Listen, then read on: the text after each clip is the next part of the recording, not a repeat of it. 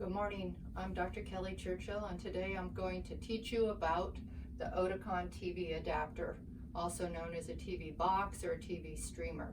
So first we're going to go through the box that contains all the information and show you the parts. So when you open your box at home, you'll first see the instructions for its use.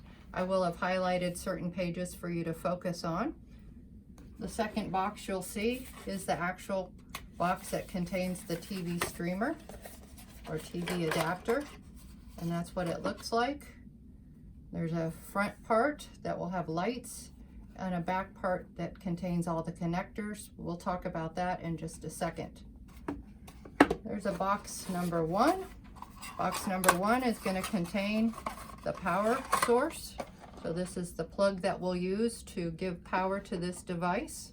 I'll lay it down here. And then we have box number 2 and 3. And 2 and 3 contain the different ways of connecting the TV streamer to your television. So in box number 2, there is a red and white plug called an RCA plug. And in box number 3 is what's called an optical cable, or in the Oticon manual, it's called a toss link.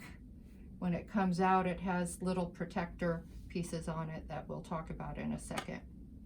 So you have two choices to connect your TV streamer to your television, either through the optical cable, which will pull out the digital sound from your television, or through the RCA plugs. Most televisions will have an audio out for either the optical cable or through the RCA. So most televisions will have both ways of connecting.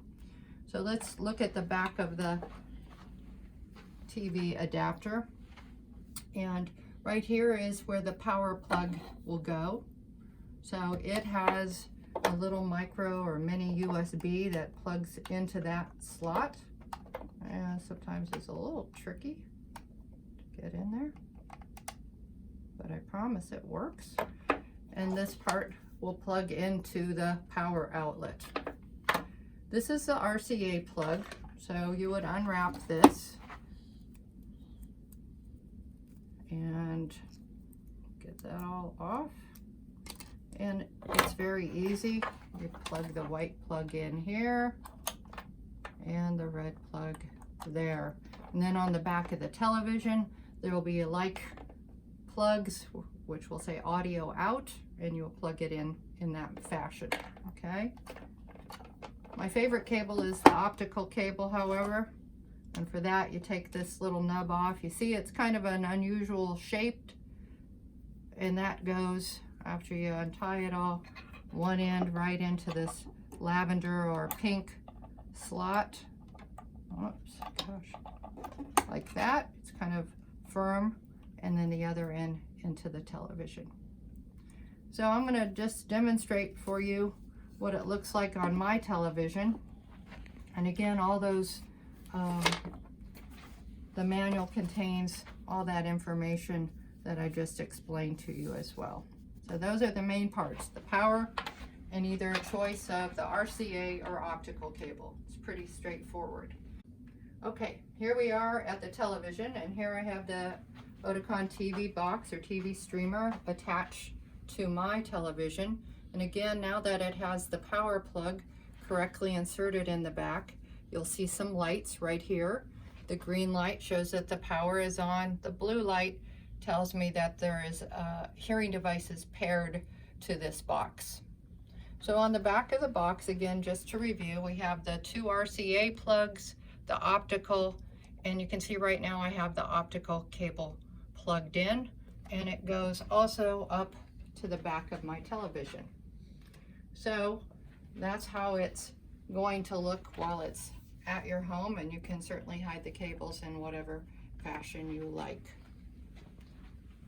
Now I'm going to talk to you about how to use your hearing devices with the TV box. Now we're going to show you how to use the Oticon app to control the device for both the television and for other situations.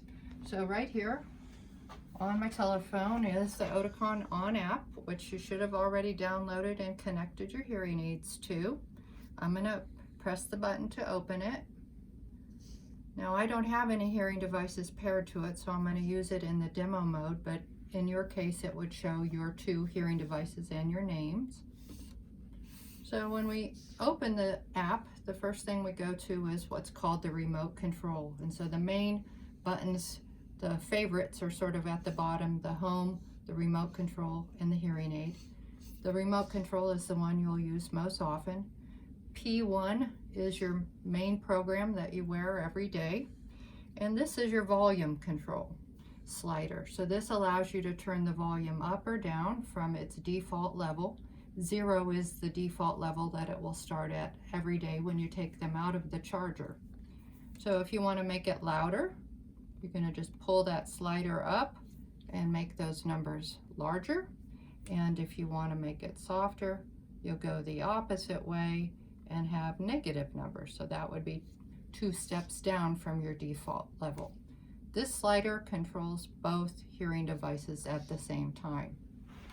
Now, if there was ever a reason where you wanted to control them separately, you can push this little icon right here, and it will separate the sliders into 2. And then you could control the right and the left hearing device separate from one another. In certain situations, if there was someone on one side that was very noisy, you could turn that side down. That's the main use for that. But most of the time, you'll use it just in the control for both hearing devices simultaneously. Also under the bar is a little speaker icon. That just reflects that your hearing devices are on. If you press it, you can mute the hearing devices, totally turn the microphones off. And there may be some occasions where you would want to mute them. Now for you, when you're ready to use the television box or the television streamer and have the sound from the TV come directly into your hearing aids, you'll see on your app this little TV icon. And that's the icon that you're going to push when you're ready to use the television. So I'm going to click on it and it will say TV. And then you'll notice a couple of things. The slider bar turns to blue, and there's 2 other words: streaming and environment. So right now you see that there's a pink line under streaming, so that's what is active. And by controlling this volume control, you will pull the television sound in louder if you go up, or softer if you go down. So this is what controls the sound of the television signal inside your hearing devices. You have a second choice, environment, and environment goes back to pink, and it controls the volume of the sound in the room around you. So if for some reason someone was making a lot of noise in another room, you could actually turn the environment way down, and that would allow you just to hear the television signal more optimally. And conversely, if you wanted to hear someone over the television, you could turn the TV down and turn the environment up, and that would allow you to hear your spouse over the television. So this gives you a lot of flexibility in controlling both the television volume and the volume of the room around you through the environment key. And so when you're done watching television, you can simply go over to P1 and push that, and that will disengage the television signal from your hearing devices. If you go to the home key, you'll see there is a variety of different options for you in there. If you click on hearing aid, it will show you what your battery charge is, and also there's a button for finding your hearing aid that will locate your hearing device on a GPS map. So that's a handy feature as well. We can go back, and we can go back to home. Most of the other features you can peruse at your